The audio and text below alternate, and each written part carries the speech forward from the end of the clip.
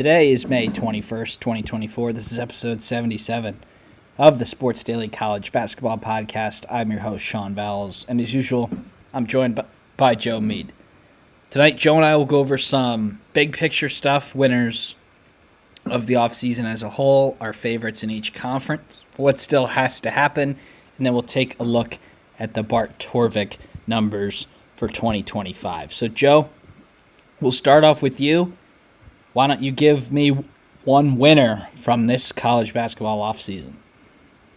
Sean, it's kind of tough, because a lot of it is intertwined in this new day and age with the transfer portal. I'm going to go with Arkansas here, Sean. I can't think of a program that had a more probably eventful offseason than them, and I think you could factor Kentucky into this as well. But in terms of Arkansas, really had a good 3-year run under Eric Musselman from the 2020-2021 year up to last year, 23, getting to 4 straight second weekends. Then this year, a bit of a huge disappointment, actually, coming off those 4. Musselman goes to SC, you bring in John Calipari, and then you bring in the 4 transfers they have. So you have Big Z, Jonas Adu, Janelle Davis. 2 of those 5 I named are guys with heavy experience, and then 3 of the 4 guys they've committed now are guys who can plug and play and start. Between them, Kentucky, and maybe Tennessee you throw in there, it's hard to pick other favorites you have in the SEC right now, Sean. So I'm going to go Arkansas as the big winner of the offseason. Now, a lot of people are going to factor in their personal opinions of John Calipari, which you're entitled to, but I think on paper and his new adaptability, I don't think he was able to do this at Kentucky. Not a matter of Kentucky restricting him. I just think at a new place with a new start, a new canvas, he started to reinvent himself a little, even in his mid-60s. Yeah, Arkansas is very lucky. They sort of stumbled their way into a Hall of Fame coach. They had a coach leave for another job, not because he was fired, and they ended up with a better one. I mean, that doesn't usually happen. Certainly didn't happen with Kentucky. You can go through the whole domino of, Enfield going to SMU, and USC ends up with a better coach, and then Arkansas ends up with a better coach, but Arkansas is certainly a winner. They should be competitive at the very least, and, this was one that really nobody saw coming, and Calipari's been in the news recently. He said he's only going to have 9 or 10 scholarship guys. He's not going to fill the whole roster. He says he doesn't want to develop players for somebody else, because the fact of the matter is, if you're not playing, you'd be playing somewhere else, and Calipari doesn't want to do that. But Joe, that was definitely one that I had in mind. There's a couple other ones on the list. The other obvious one is Kansas. They got a tremendously underwhelming season now for many. A protected seed and a top 3 finish in a power conference would be a great season, but it wasn't for Kansas. Their roster was limited. They lost more games in the Big 12 than they have ever under Bill Self, and he goes out and absolutely kicks ass in the portal, brings in A.J. Storr, brings in Mayo from South Dakota State, brings back Hunter Dickinson, brings back Tejuan Harris, brings back K.J. Adams. Kansas certainly didn't take to their poor previous season lightly. No, Sean, and I think Bill Self really meant what he said, that he was thinking about this next season in the middle of last year. So I don't think that's what Kansas fans loved to hear in that moment. But in terms of what's happening right now, I think he's done a phenomenal job. And, it's not even the guys he brought in, Sean. You touched on it. The guys he kept, keeping Dickinson there, that's a huge deal. Keeping as many of those, really the last of their kind, these 5th-year guys. So doing that for Kansas, really good side for them, especially as this Big 12 gets bigger and gets a lot more, I don't want to say more competitive, but Kansas is going to have growing pains, not to the level that the Utahs and Arizonas will entering the new conference, but it's going to be It's going to be something we see across college basketball. The Big Ten, certainly the SEC, the Big 12. So seeing this and having the experienced guys they have, I think that better suits them for this year, where there's going to have to be a lot of adapting and a lot of learning it on the fly. And I think having veterans like they have, a veteran-laden team with all the talent they have, positions them well to do that. And Joe, before we get to our last winners here, both of our teams were pretty big winners. Now we've talked about them a lot over the off season here, so let's go somewhere else for our other winners. But in terms of Big Ten, it's hard to find a team that had a better off season than both Indiana and Michigan. But Joe, I've got my second winner if we want to snake this, and then we can go back to you. Yeah, Sean, I'm curious. So this is a little bit of an under the radar one that I think kind of needs to be talked about a little bit more. I'm going to go to the Big East. I'm going to go to Xavier, Sean Miller. Sneaky, really good off season when you look at things here. Last year, or year one for Miller was great. Year two, not so much. Tons of injuries, tons of new players. And his, two veterans, Fremantle and Hunter, ruled out for the season before the season even started. They're coming back this year. And then they bring in, they return Davion McKnight, one of their senior guards. They get Ryan Conwell from Indiana State. He can knock him down with the best of them. And they get Dante Maddox from Toledo. He can also score it. He's also a veteran. So John Hughley from Pitt as well. Xavier's got a pretty solid rotation in what many are looking at to be a little bit of a down Big East with the Marquette departures and some of the other teams. So sneaky good offseason for Xavier and Sean Miller. Yeah, Sean, and I'm going to keep it in the Big East too for mine. Don't really want to touch too much on that. I think the obvious one, and it's indicated in most portal rankings, it's St. John's, especially when you're able to weaken one of your biggest rivals by stealing their best player. I mean, kind of Michigan did that with Roddy Gale, but he's nowhere near their best player. Wasn't this year, wasn't going to be the next year. Silly Kadari Richmond and Sean, I'm going to be honest with you. If everyone entered the portal at the same time in this cycle, would he not be a top 5 portal player? Yeah, he didn't.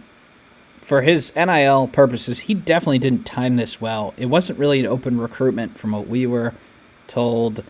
But if he truly hit the open market, I think he could have been the highest ranked or highest paid player in the country because he is really that good. And like we kind of alluded to, it was kind of always St. John's. But yeah, Joe, top 5 player in the portal. Probably would have got a little more hype though if he entered, sort of right after their season rather than, I think he came pretty close to the buzzer in the last couple days of the portal. Yeah, and not only that, Sean, you add a Davon Smith from Utah, another guard to put in with Simeon Wiltshire. I don't know how they'll pair those two together. I don't know if they'll start together, if one's going to come off the bench, but no shortage of options at the point guard. Jenkins has another year too there, so yeah, he could come back too. And they got R.J. Luis, and they got some solid players.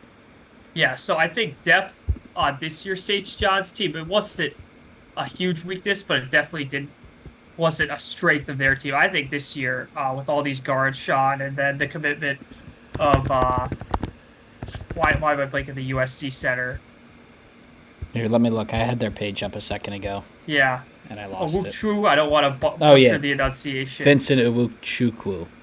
Yeah. Yeah. So getting him into, I think Rick has been a lot more comfortable. I don't think he loves the portal. In fact, I think like a lot of these older Hall of Fame coaches, Tom Izzo being one, he was rather hesitant to use it at first, but at least not doing a Dabo Swinney does in college football, not using it at all. So having those, getting those two really quality guards in is a huge deal for St. John's, and I don't think they're going to have as many issues as they did in the middle of this year with scoring and changing up their style of play. I think they'll be a lot more versatile in offense, and with all these guards, Sean, it could be interesting. Maybe he does 3 guard lineups, 4 guard lineups. We'll see, but certainly no shortage of weapons now for the Johnnies.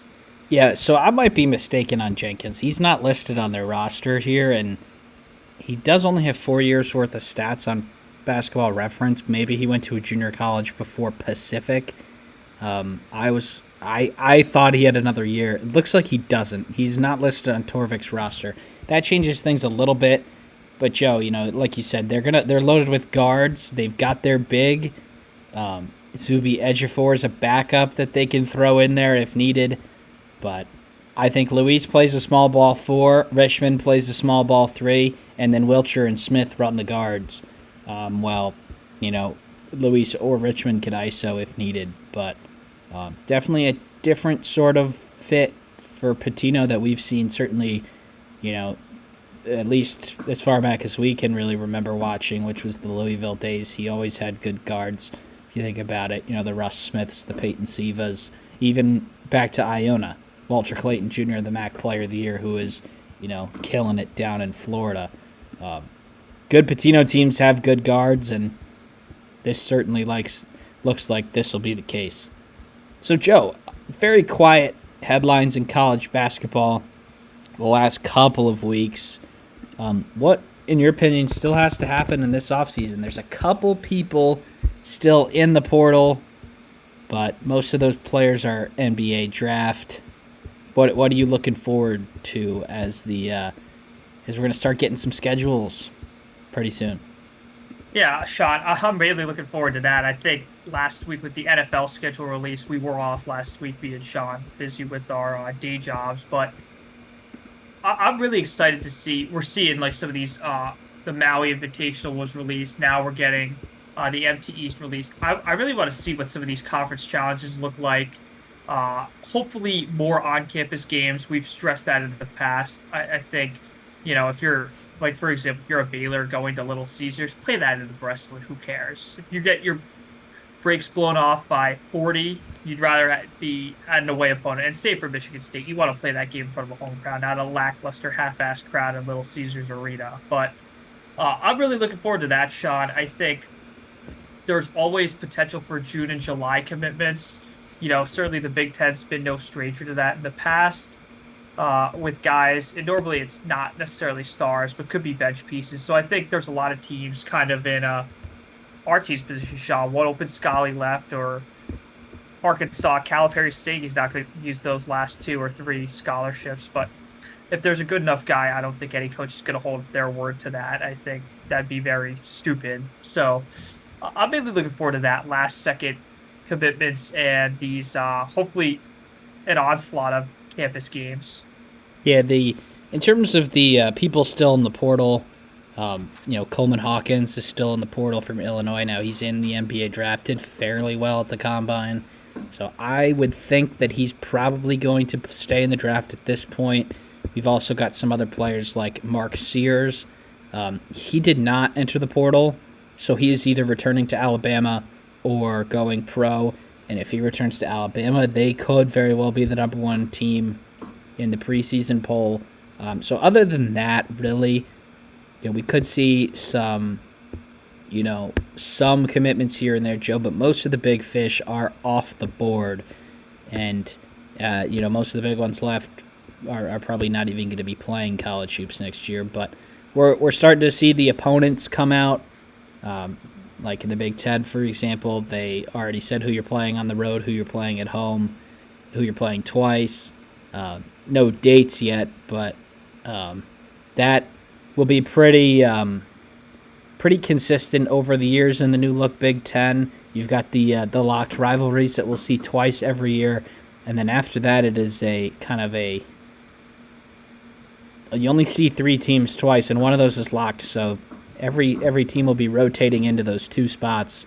They are combining the Washington and Oregon away trip for the Big Ten and the USC and UCLA trip. So if you play one of those teams away, you play both of them, and the other, if you don't, you play them at home. I believe some of the other conferences are starting to come out, and then we're seeing a couple tweets here and there, like about bye games for power conference teams, about scheduling, about this new MTE, which will feature a pretty big NIL bag for whoever wins it, and then the other typical MTEs that are always pretty interesting in that feast week, like Maui and Battleford Lannis, and I think there's another one in the Bahamas this year, Baha Mar, and those are the neutral games that I think viewers can stand. Jimmy V, and there's certain, obviously, certain games that go against what we're saying, but we've been pretty consistent in the take that on-campus games are better for the sport. And and that was the good thing about the conference challenges. None of those games were neutral. Now we have seen a couple of those crumble in the last couple of years. Big Ten ACC challenge is over. Gavitt tip-off games is over. Big East Big 12 is still alive for next year. Those matchups have come out. But other than that, Joe, I don't think we have any conference challenges between the power conferences. A couple of the mid-majors are doing something like that, but forcing teams to play road games is probably good in the long term, but no coach wants to do it. Yeah, no coach. Frankly, Sean, I think, a lot of these guys like Izzo's of the world get criticized a lot. And frankly, a lot of older coaches. But one thing I've always sided with Tom Izzo on is playing these high-quality games does do wonders for your team. And it gives them the benefit of the doubt. Even this year in the tournament, a lot of teams were pretty bitter to see Michigan State get a 9 seed, not even having to be in a play-in game. But I do think their schedule, bias aside, everyone could scream their conspiracy. Bias aside, playing those kind of games gives you the benefit of the doubt at the end of the day. And certainly if you play like 8 of them, chances are you're going to win 1 or 2, no matter how bad you are. It's just early in the season when you play enough of those games, you're going to catch a team on a rough night or a night where they're not fully in sync. So, yeah, it's the reason why they ended up making the dance. They had a pretty poor record, pretty poor Big Ten season.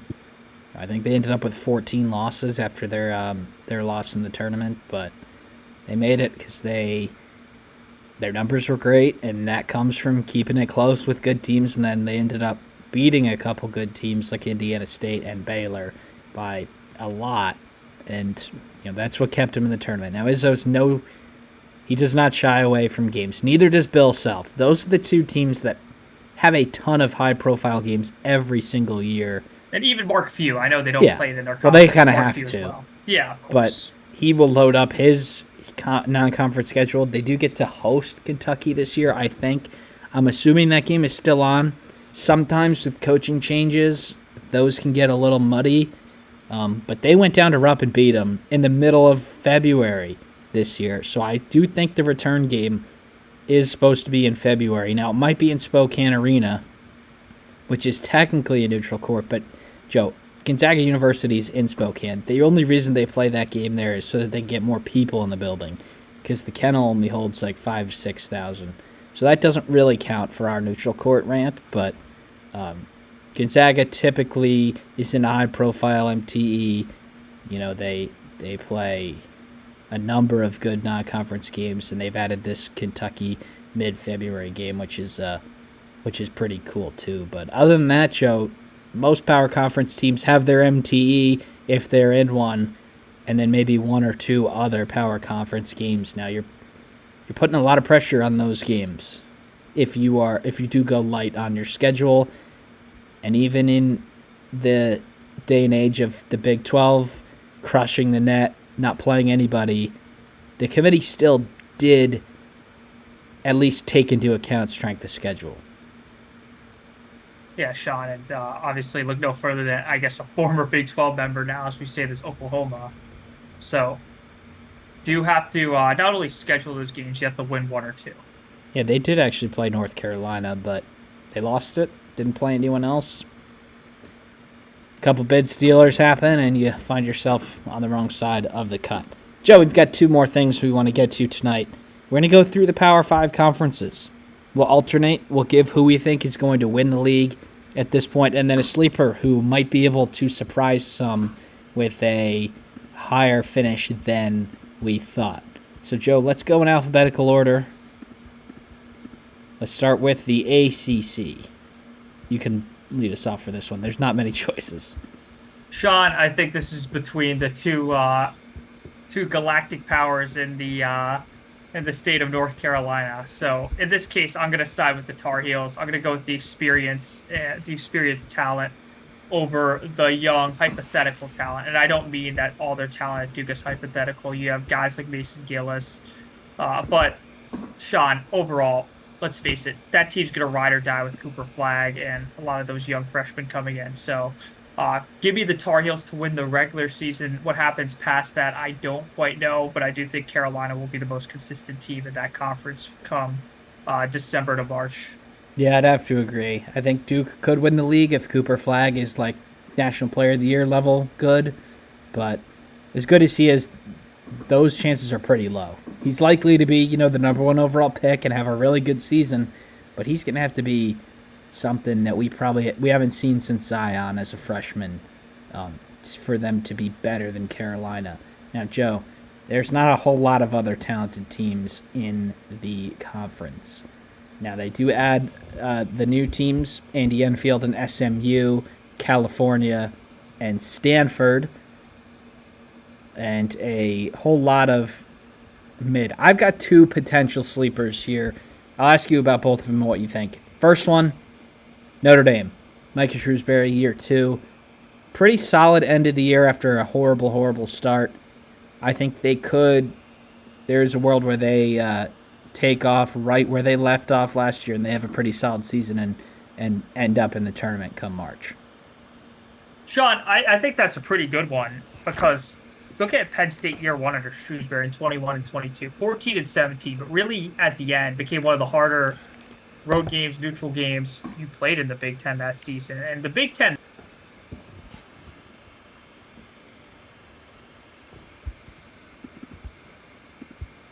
that did not look so when they played the Nittany Lions come late January to March. So I think that's a good one. And then they followed it up, obviously, with the round of 32 loss to Texas, which they really could have won pretty easily. I don't know if it'll be that good of a year for Notre Dame, but year 2 for Shrewsbury was good last time, and I think they're headed for that again. Yeah, I think, maybe good for them would be right on the brink of the tournament considering this conference. And I don't mean they're not going to win a lot more games. I do think you might have to come top 4. That's the problem. Yeah, they might have to be at least the top third of the conference. So, Sean, I think that's a really good one. I'm more intrigued to hear about your second one, though. My second one, Joe, is a team with a new head coach. Now, there's plenty to pick from, but it's Louisville. Pat Kelsey into town. They have a couple of solid players. They have a good fan base. I know that hasn't looked like that over the past couple of years, but they get Chucky Hepburn. They get Terrence Edwards. They get Keyshawn Pryor, Corin Johnson. There's at least a skeleton of a good team there. They get Connie Ruths, the former Michigan commit. I think that Louisville could, end up being okay, top half of this ACC, and if they can knock off one of the big dogs, they might just find themselves with an at-large bid. But for those who don't know, Pat Kelsey's teams are fun to watch. He's brought Charleston to the tournament a couple of years in a row. I think that Louisville might be a little better than people think. Sean, I do think it is based off a hypothetical heavily. I think a lot of those guys are really good, but how they will all gel together year 1 is interesting. But I do think, to be fair, Sean, with that said, in a conference not as, I'd say, not as heavy in the middle as, your Big Tens, your Big 12s, I do think it is really possible for that to happen. Sean, I'm going to go for the ACC. One last quick take. Maybe even Miami. Bit of a down year after that Final Four they had the year before. I'm not going to count out Jim Larrañaga quite yet. I do think he's got 1 or 2 more really good years left in him. Certainly not getting any younger, but I don't think he's getting any less stubborn or adamant to win. So give me the U. Yeah, we'll talk about them a little later, Joe. They've got some solid players. They are 25th in Torvik, so we are going to talk about them later. But, they have a couple returners, too. Now, that's it for the ACC. Just 4 teams in the top 30 and 5 in the top 50. That is a bad sign for the ACC, but it hasn't been a great league the last couple of years, and they're adding a couple teams that shouldn't really come close to the top, if we're being honest. And if you add a couple more teams at the bottom, it's just going to be more of the same. Let's go to the Big Ten next, Joe. We've got, I think, a couple teams that you can pick to win the league. I think Purdue's still the best team. Braden Smith is the only first-team player returning. I do think it's between the 2 Indiana schools, but I would have to give Purdue the edge at this point. Torvik certainly agrees with that part, but not that Indiana might be competing with them for second. But as of now, who you got winning the Big Ten? I'm going to go with the Hoosiers. I do think Purdue takes a slight step back. I'm not saying it's going to be a catastrophic step back. They will still be a mainstay in the top half of the not even the top half of the conference, the top fourth of the conference, let alone making the NCAA tournament. Give me the Hoosiers, Sean. I do think this is the most exciting Indiana basketball has looked in quite a while. I think you would agree with that, at least from the offset. It is only May, and we're barely into November. They've got some options, and that hasn't always been the case. Yeah, so I think the desperation's there. I think this is a unmatched level of desperation. I do think, in the early Creed years, particularly the 2011-12 year when they made the Sweet 16 for the first time since that stupid scandal they had with Sampson, there was a desperation there. But that was also a slight build. This is totally different. This was a very fast build, and that's completely fine. That's the day and age we're in now, Sean. But it has to happen now for Mike Woodson.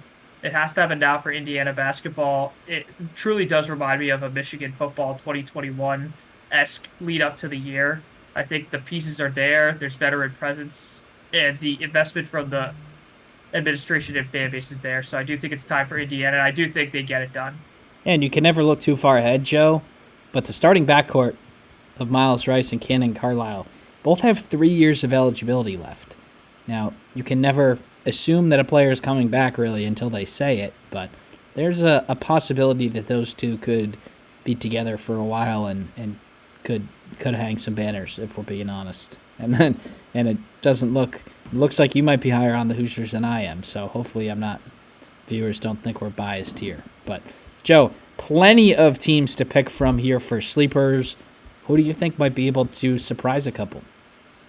Sean, I was between Michigan State and Ohio State. And believe it or not, I'm going to go with the Spartans. They are ranked higher in Torvik. They are actually ranked in the top 20. I think they're 18. Staring at this right now. I'm going to count on I think Jaden Akins is going to really step up in his senior year. I think he's been not a heavily criticized player, but at times has had to step into that main guy role with Tyson Walker there all those years. I do think he steps into that nicely this year. I think a lot of the season hinges on the development of the freshmen from this year, and that's mainly Fears, who unfortunately could not play most of the year after that terrible accident he had in December. I have an accident. That was just a crime. And Xavier Booker. I think those two guys were highly rated recruits for a reason. I think Fears showed a lot of flashes last year, and I think Xavier Booker, at times, certainly had a fair amount of growing pains. I don't think those are over quite yet, but I do think by January they'll be sorted out. I'm not saying they will win the Big Ten. It wouldn't even shock me if they're barely in the top third of the conference, but I do think it's going to be a lot less frustrating year for Michigan State with little tempered expectations and guys that are not so freshman reliant. And I know they only got the one transfer, the Big Z, but they got Frankie Fiddler too. They got two. Yeah. I think a lot of Michigan State fans would have preferred Izzo to hit the portal a little harder, but I do think if all those guys pop the way they were supposed to out of high school and into this year, Michigan State could have a really exciting season. Now, I'll ask you this, Joe. Torvik has them very high. I think the media and national college basketball headlines have them way lower than that. So I don't know if other coaches will have. I'll be interested to see where they are on the coaches poll, because some of these new coaches, some of these coaches haven't been around. Michigan State's had 13 losses at least 3 years in a row. So these new sorts of coaches might not. Michigan State hasn't had a protected seed since 1920, when they were a 1 seed. 2019 they were a 2 seed, but yeah, I know what you're saying. Yeah, that was the Cassius year. Yeah. So it's been a while since they've had like a really good team. So I'll be interested to see where they land in the coaches poll. That'll say a lot about what other coaches think of them. And, if maybe 7th or 8th, I had to guess at this point. Now Torvik has them 3rd, but it's hard to put them any higher than that with so many question marks. And, I think we could see them lose. They're they're going to schedule tough. We could see them get beat up early on and then have a really good Big Ten season, and that's where I think the sleeper will come from, being like, well, a lot of people wrote this team off, but they're starting to figure it out. But there's a lot of uncertainty in this Big Ten, Joe. I think if really anybody is up there competing at the top other than the two Indiana schools, then that's going to count as a sleeper just because so much turnover. I think Maryland is a good one. They get Derek Queen, they get Jacoby Gillespie, but a lot of questions around Kevin Willard. And Jameer Young is gone. He was an amazing player on a bad team. So did they get much better? Northwestern, maybe. I think Boo Booey leaving's big, but they get Barnheiser back. They get Barry Martinelli, Nicholson back. They get Jalen Leach in the portal. But I don't know if there is a right answer to this question, really, because there's so many question marks. But we'll move on to the Big 12. Another new look conference. They have got the 1, the 2, and the 3 ranked teams in Torvik. At this point, Joe, with who's returning, I think there's 5 legit title contenders here. And Kumar's not in the cast today, but I'm going to take Baylor to win the Big 12. Wow. Jeremy Roach, North Chatomir, 2 of the best transfer ads in the country. I think they get the job done, although they could come in 6th and have a pretty good season. That's the thing, Sean. I think you could come in 6th and be a matter of 2 games different with difference of a conference record. I'm going to go with Kansas. I think this year was just such an outlier in terms of them losing this many conference games. I mean, that streak of them winning the regular season or practically tying it was so absurd that anything off that, let alone so far off that like last year, is clearly just an anomaly. And I think with Harris, Dickinson back, and then adding AJ Storr, Mayo, I'm going to be really surprised if Kansas doesn't win this conference, Sean, or at least isn't in the top 4. I think that would shock me. That'd be one of the bigger shocks of the year, unless they got totally derailed with injuries. But even so, 1 or 2 injuries should not completely stall this team, and I don't think they're going to struggle at home kind of the way they did this year. Like, they won't lose to a BYU at home. I do not see that happening again at Allen Fieldhouse. So, in terms of sleepers, Joe, there's, I think the top 5 is the top 5, and everyone's projections will have those 5 sort of in the top 5. I think Cincinnati's a good look for sleeper. They get Dylan Mitchell in the portal from Texas. They return a number of solid players. They get Connor Hickman from Bradley. I think Wes Miller and co. definitely surprised some people in year 1 of the Big 12, and I think they might be able to get across the line and make the tournament in year 2. But there's going to be a lot of good teams in this league. I don't know if they quite meet the sleeper mold like a Notre Dame would. Sean, I'm going to go with Kansas' in-state rival. I can't see why Kansas State can't have... that was the other one I was between. Yeah. I do think Mr. Not So Good at School, and that was self-proclaimed by himself, Doug McDaniel, does elevate the offensive ceiling of this team quite a bit. I think adding C.J. Jones is interesting, too. UIC, I do really think those 2 guys are going to give them some different looks. I think this is going to go... The biggest problem I have with this roster right now, Sean, 1 guy over 6'9". I don't think they're as tall. I think rebounding is going to be a huge issue for this team. But if they can flat out score and they have the guys to do it, it might not matter in terms of just being competitive in this league and getting back into the tournament. And Sean, in this league, their projected record right now on Bart Torvik, I'm just looking at this right now, it's 17-14. If they win 2 more games besides that, go 19-12. I think you're a lock for the tournament. Not even going to lie to you. We could see some teams very close to 500 make it this year to the tournament, whether it's in the Big 10 or the Big 12. It's just how it is with the loaded conferences now and the death of the Pac-12. But I think defense is going to be a huge issue for Kansas State, Joe, looking at their roster. But then you look at Torvik's numbers, and he has them 79th on offense and 26th on defense. I don't know how you make a formula to get to that.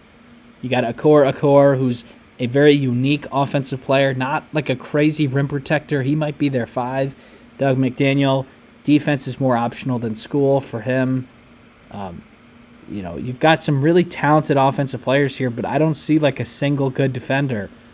And they're 26th. Like, Jerome Tang's a good coach, but not that good. I think that number might. I think they might flip by the end of the year. Now, we're no we're no ranking formula mathematicians, but this one was certainly odd to me to see them so highly in the defensive category. But all right, we'll move on to the Big East, Joe. We've got, I think, two people who could win the league. I really like what UConn's doing. I don't think they'll win a third national championship in a row, but I do think they win the Big East with Mahaney and McNeely. Yeah, I think they go through a similar. I think they do lose a few more games in November and December than they did this year, just because of the new pieces. But I think by December, Danny Hurley, the Carpenter, will have them rolling again. I do think it's going to be a really close race between Connecticut and St. John's. I think Creighton is also going to be incorporated into this. But if you put a gun to my head right now, if it's not UConn, it is going to be the Johnnies. I do think Madison Square Garden has come more alive, not even with the Knicks this season, Sean, but with St. John's being somewhat back to national relevance. And I do think this is the year where it pops. So give me one of the original Big East schools to win the Big East, and whether that's Connecticut or St. John's. I know that's kind of cheating, but I mean, Caravan may or may not return to Connecticut. He's another NBA draft guy. He obviously probably takes them from second in the country to 10th, maybe, if he doesn't come back. But I think they'll have enough. Now, I think the biggest sleeper here, Joe, is the team that's ranked last, and that's Seton Hall. For them to be 128 is pretty odd. And they do lose a ton in the portal, but they get Adaiwusu back. They get, Harmon, Aligbe, Jenkins, Middleton in the portal. They may have lost a lot of starters, but for them to be ranked last year, I think is a little odd. And I certainly have them above DePaul and Georgetown.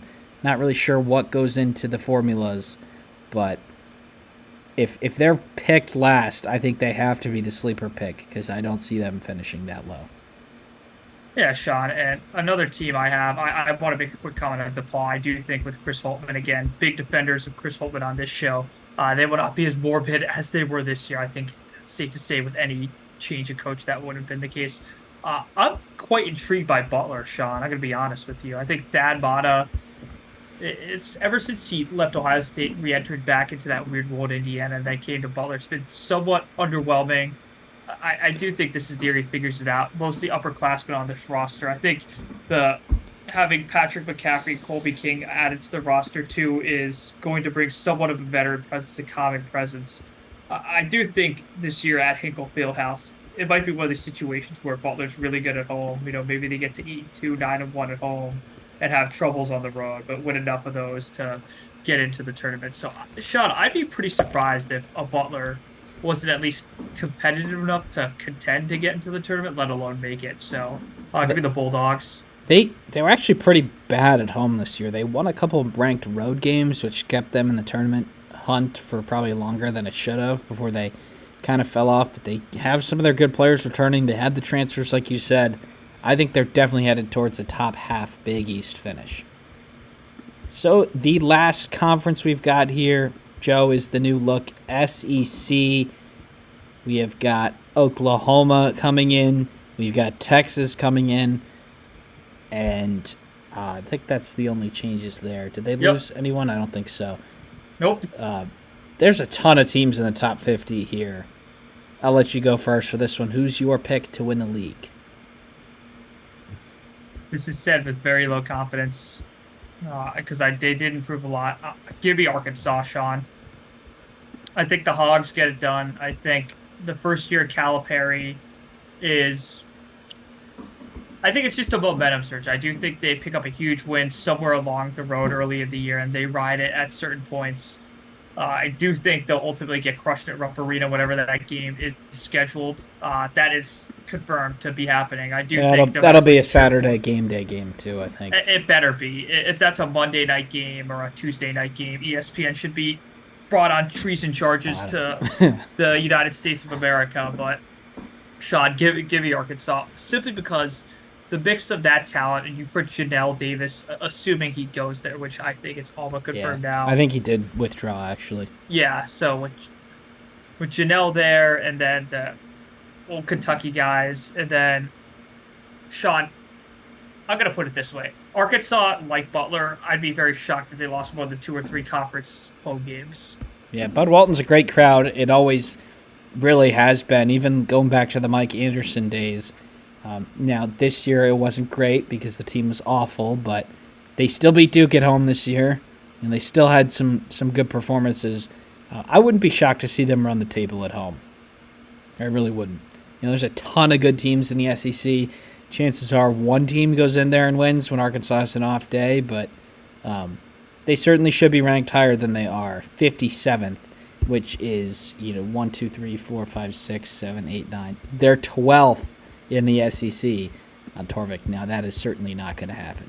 And then I also got Jonas Adu too. So a guy like that who's got SEC experience too. I don't understand why people think this team is going to be somewhat on the brink of the tournament, let alone not competing for the SEC title. I think that's not in the realm of reality. I think my pick to win, Joe, is Alabama. I think if Sears comes back, they might be number 1 overall in the country. Now, he's not in these numbers, and they're 23rd. They still get Aiden Holloway across from Auburn. They get Youngblood from USF. They get Cliff Amori from Rutgers. They get Grant Nelson back. They get Wrightsell back. This team is loaded. Nate Oates, this might be Nate Oates' best fit team for his style, and he's had a couple of good ones the last couple of years. But he's finally got. If Sears comes back, I think they might be my number 1 overall team, and they're my pick to win the SEC. Now, sleepers, you've got a ton of good teams ranked. I think Kentucky can be a sleeper. Everybody is writing them off. They have compiled a roster of a bunch of good players, and if a couple of them, turn into all-conference players, I could see them being really good in front of the Rupp Arena crowd. They have a ton of upperclassmen. Now, not really any SEC experience, but Otega Owe has got experience in the Big 12, Kirk Risa in the Pac-12, Andrew Carr in the ACC, Kobe Bray on the A-10. Lamont Butler went to a national championship game. They've got some good experienced players. They just need somebody to kind of take the reins and be the star, and they could be pretty solid. But, Joe, who you got? Give me the new SEC team. Give me Oklahoma. I think they adapt somewhat well to this conference. I do think, I just think losing the way they did down the stretch last year took a toll on this coaching staff. I think it is a new look roster, but based on nothing other than belief in Porter Moser, I do think Boomer Sooner gets back to the NCAA tournament and probably turns a few heads in the SEC in terms of, I don't think a lot of people are circling that game on their calendar so much as for the opponent more so than the name, but I do think soon enough they will be. So give me Boomer Sooner, not necessarily to win the conference, but to overperform expectations and get back into the NCAA tournament. It was heavily rumored that Moser wanted out of there, and by all accounts, he probably could have gone if he wanted. He's still there. So they do have that new look roster. They have Kobe Bray, a light. Bryson Goodine was 48% from 3. I could see him taking a step and becoming a good shooter there. But a whole lot of question marks around him, really. But Moser, nobody really can doubt his ability to set up an offense. So I think it'll come down to whether they can guard, because there's going to be a whole lot of highly ranked offenses here in the SEC. So, Joe, that is 5 conferences, if I'm not mistaken. Mm-hmm. So we've got one more thing we're going to get to today, and that is we're looking at Bart Torvik, top 25. Let's go with, do you think this team is rated, overrated, underrated, or rated in the right spot? Now, it's hard for Houston, who's the number 1 team, to be underrated because, you can't be ranked higher than first. But Houston, Joe, overrated, underrated, or properly rated? I'm going to go properly rated. Yeah, don't think that one needs too much explanation. I do think it's interesting that there are teams with better projected records within their own conference, like Iowa State right below them. I don't know what that's based off, frankly. Maybe they're just projecting Houston's out of conference will be tougher, but I don't think there's much of an issue there. What do you say, Yeah, Sean? I think it's probably right. I mean, you could say overrated, but I think they'll be top five. And if you're top five, you could be the best team in the country. Iowa State, they return a lot from last year. They're ranked number one in defense before a game is played. TJ Otzelberger had them as a 2 seed last year. I think they're properly rated too, Joe. I think they're a top five team. Yeah, I wouldn't go as as far saying the number two team, but in terms of being a top eight team, oh yeah. So it's within the realm of reality. So I'll go properly rated with a slight lean toward a little overrated. Number three, team number three from the Big 12. This is Kansas. I think you like. Is it possible to be underrated at three? I think you might think so. I think so. I think they're probably the second or probably by no. I guarantee you'll be number one on this list at some point this year. I don't think that's going out on a limb saying that at all. I'm gonna say properly rated though. At this stage, they do have a few factors, mainly how AJ Store's going to incorporate in that offense. Uh, but no, Sean, it's hard to say that's not almost spot on. Yeah, I think properly rated too. I mean, they might be number one, but I don't think that's a tremendous misstep if you start number three and you end number one. Duke at number four. This is the first one where I think they're overrated. I don't think they're a top five team. They might not be a top 10 team. They will be a tournament team. They will be probably in that 10 to 20 range, in my opinion. But this is assuming the ultimate very best 1% outcome for Cooper Flag. I think that assumes that heavily. I think it also assumes all the pieces just gel together like they've played an entire season, and that's not going to be the case. I do think Duke is in line for a 4 seed this year, so a protected seed, but not in line to be a top 4 team, not even close to a number one overall seed. So I'm going to go overrated. All right, we've got Gonzaga at number five. Now, I think we praised them earlier, but they're projected to be the number one offense. They do return a ton from a year ago. They get Khalif Battle from from Arkansas, Michael Ajayi from Pepperdine. They get Stromer, Venters, Greg Hickman, Nemhard back. I'm leaning towards underrated here. I think they turned out to be a good team at the end of last year. I think they might take off right where they left off the season. I'm going to say underrated. Based on senior depth shot, I'm going to go they're a top 5 team, so I think they're properly rated.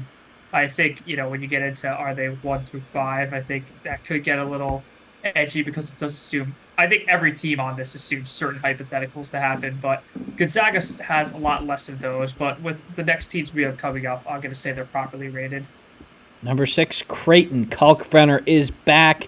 They do have a backcourt of Stephen Ashworth and Pop Isaacs. What do you think about the Jays? I think a little overrated simply because I don't love their defensive numbers quite yet, Sean. I don't know if that's going to be improved. They can score. They will score. I don't think that constitutes a top 6 team, so I'll go a little overrated. Yeah, obviously they have the high floor with Kalkbrenner, but I think they're massively overrated. I actually think they might be like 20th. I think this backcourt might be really bad. It might be really inconsistent, and I could see them losing some games that they shouldn't. We get North Carolina at 7th. They return R.J. Davis and a couple of other pieces, such as Elliot Kiddo, Jalen Withers, Jalen Washington. They do bring in Cade Tyson and a couple highly ranked freshmen. I'm leaning towards properly rated here, Joe. I think they're probably in the 5 to 10 range, and that's exactly where they are here. I'm not going to have a huge reaction to this. I think they're severely underrated. I do think they're in candidacy to be a top 3 preseason team just based on returning production alone. And I know they certainly underwhelmed in the tournament, and I think that's being overreacted to a lot. So I think if you made me pick, I'd probably put them in my top 4 if I had to make a list. So we move to number 8, UConn, and now this is taking into account Caravan being there. I think they're massively underrated if Caravan is there. I think they might be number 1 or 2 overall if Caravan is back.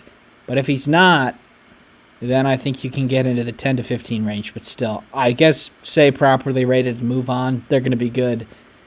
They just might not be elite if Caravan does go to the NBA. I'll go properly rated for now because I'm going to assume Caravan. I'm going to assume he doesn't come back just for this conversation's sake. In that case, they're properly rated because Mahady, Terrace Reed, those plug and play guys won't be such as that plug and play. So properly rated for UConn. All right, we got Tennessee at 9th. Didn't make our SEC conversation, Joe. I think that might clue the viewers into at least what I think about it. What do you think about the Vols? A little overrated. By no means is going to be any kind of a huge down year for the Volunteers, but I do see them more as a 4, 5, 6 seed this year, more so than a top 2 or 3 seed. So overrated. Yeah, I think we get more of the same from Tennessee, which is, protected seed, top 4 finish in the SEC, and I think that's a little bit worse than 9th. Like the top 10 teams, I think they're not quite there. We've got their in-conference foes, Auburn at 10th. Interesting one here. They get Janai Broome back. They lose sort of the endless depth they had last year, especially at the guard position. They get Baker Mazzara back. They get J.P. Pegues from Furman. Cardwell is back. Guard depth not quite there, but Janai Broome is back. So I'm going to say probably around properly rated. I think they're probably top 15. Agreed. I think losing Holloway and Donaldson, that guard depth is going to hurt them, but I don't think it's going to impede them so much so to not make them a top 12 team, which is what I see them as. So properly rated.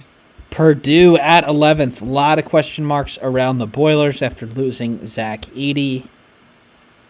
What do you got for the Boilers? Overrated. And I'm not overreacting to, I think they will be in the tournament. I think a lot of this season, Sean's going to rely on Braden Smith and Fletcher Lawyer. I think they're going to have to be the dudes. One of them's going to have to take the reins. And guys like Trey Kaufman-Renn are going to have to step up too. It will be really interesting just to see them play without Edey. I think that goes without saying. We lose a 2-time National Player of the Year, that there's going to be some adapting, but I do think that adapting is going to take a lot longer than what's expected. But I'm not doubting Matt Painter by any means. I think he shut up a lot of haters this year. And I do think Purdue does finish top third of this conference pretty easily. Yeah, I'd lean slight overrated, but I still think they'll be ranked for the entire season, finish, first or second in the Big Ten, and be pretty good overall. 12, Joe, UCLA, 12th. With all the question marks around Cronin, they do get Kobe Johnson across town from USC. They do return a number of their players from last year, but they do get Sky Clark in the door, too. Eric Daly. I don't know what the formula has them 12th for. This is way overrated for me. I don't even think they're a tournament lock. I would go as far as saying that, Sean. I do think it's a team that's going to have a lot of growing pains. I think their projected record of 23-8, I don't know where that's coming from. Yeah, 14-6 isn't happening either. No, 14-6 will not happen in this new look Big Ten. I think 10-10 would be an accomplishment in and of itself. So with that said, Sean, I'm going overrated. I think I see them more as a 9 to 10 seed at best, and I do think their floor is lower just because of all this depth on this team. I mean, their floor is higher because of all the depth on this team, but I don't see a very high ceiling. So overrated. We've got Texas at 13. A Rodney Terry, year 3, full year 2. They get Jordan Pope. They get Tremont Mark, Julian Larry, Jason Kent, Caden Shedrick returns. A lot of talent here for Rodney Terry and the Longhorns. I'm going to say properly rated. We got to see how it shakes out, how it fits, but I think this profiles as a top 15 team at this moment. Yeah, I'll go with a little overrated simply because I don't think, like Oklahoma, I think they will surprise a few people, but they will be doing a majority of the acclimating and not their 14 or 15 other brethren in the SEC. So we got 14, Dayton. They do return a number of good players from last year's team, including Deron Holmes. They do return Nate Santos as well. And they do add 2 pretty, Highly ranked transfers in Posh Alexander from Butler and Zed Key from Ohio State. Malachi Smith, their junior point guard, who missed, I think, all of last year, is back as well. I think they're properly rated, Joe. I think they're the best team outside the Power 5. They're probably in the top 25 for a majority of the year, and they'll end up getting a pretty good seed. Maybe not a 4 top protected seed, but I could see them having a better year than last year. John, I'll agree. I think they're a top 20 team. I think at worst they're a top 30 team and 7 or 8 seed in the tournament that no one's going to want to see. So I'll go with properly rated, assuming all goes well. But wouldn't shock me, though, if they're a 29 to 35 S team most of the year either. I honestly take this as if they're like an at-large lock, I think that's properly rated because you have to look at it a little differently. If they end up 25th, I don't think that's like going to be an awful season because 14th is really high for an A10 team. They've got to win those games by a lot of points to maintain that standing.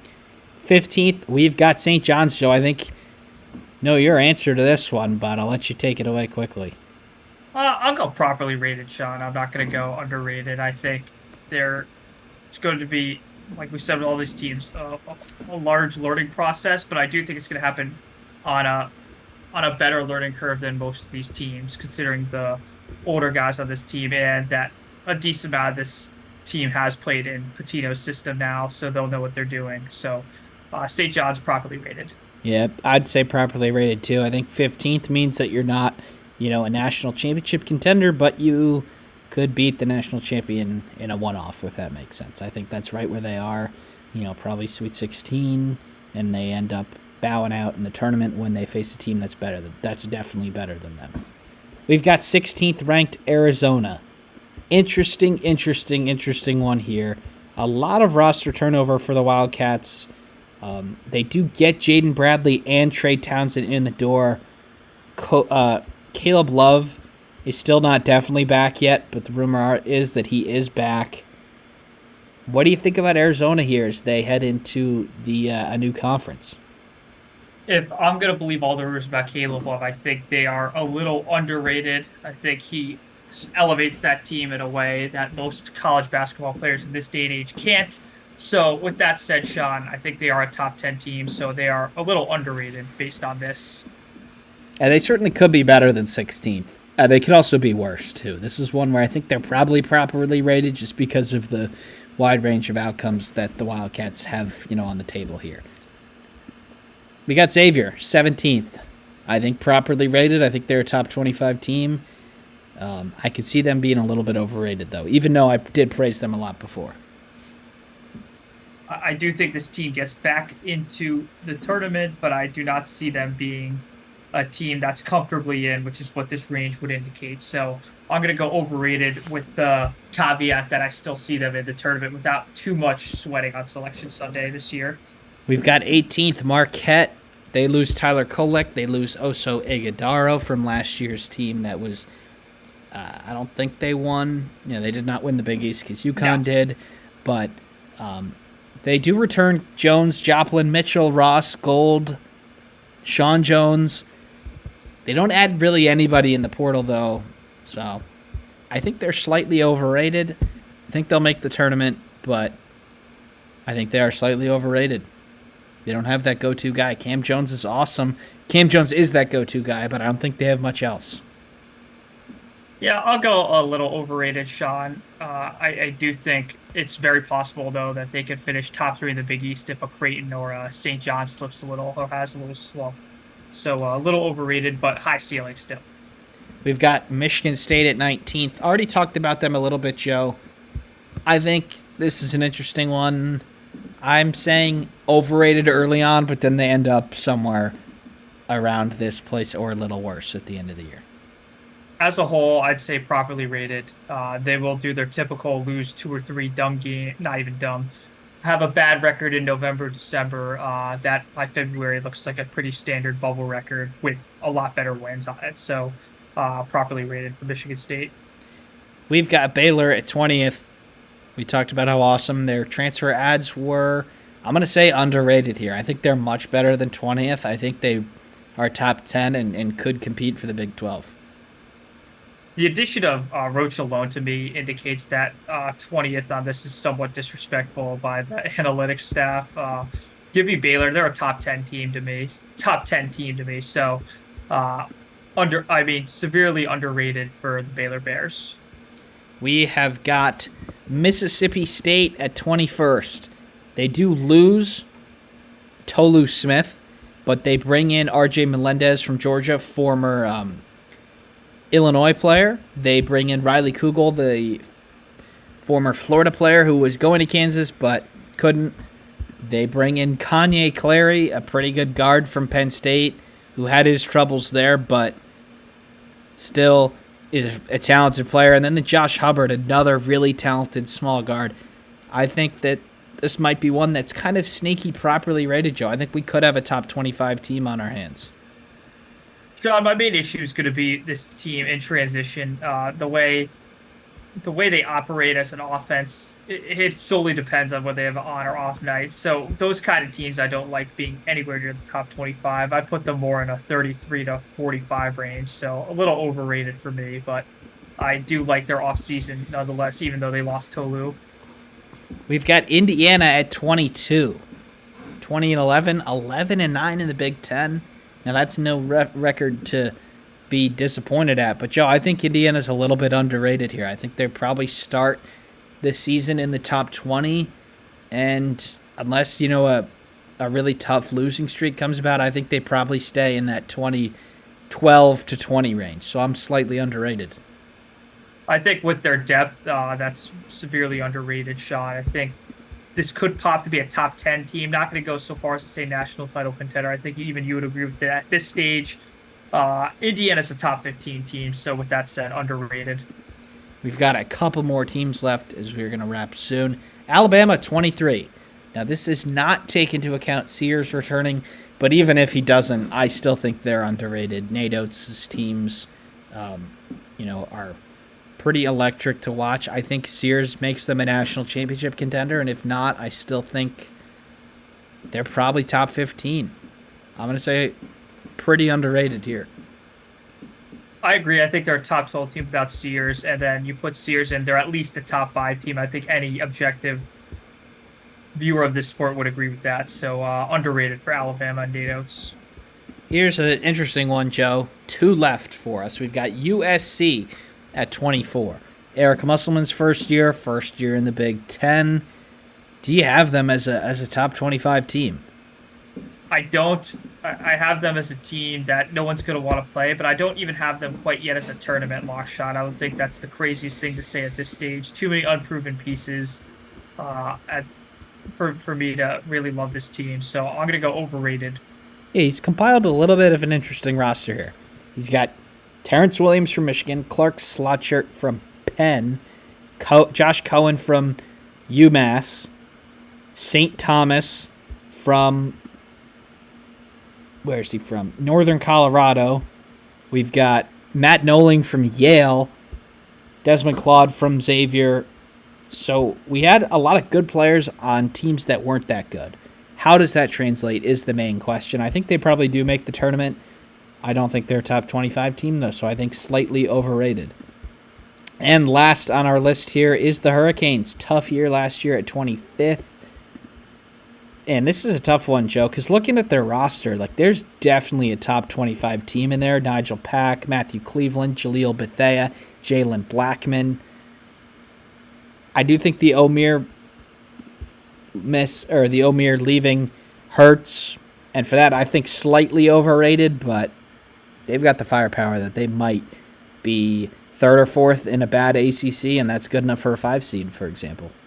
Yeah, I think, if all aligns right, they could easily be third, like we just said, Sean. I don't think they're going to pass any of the Carolinas this year.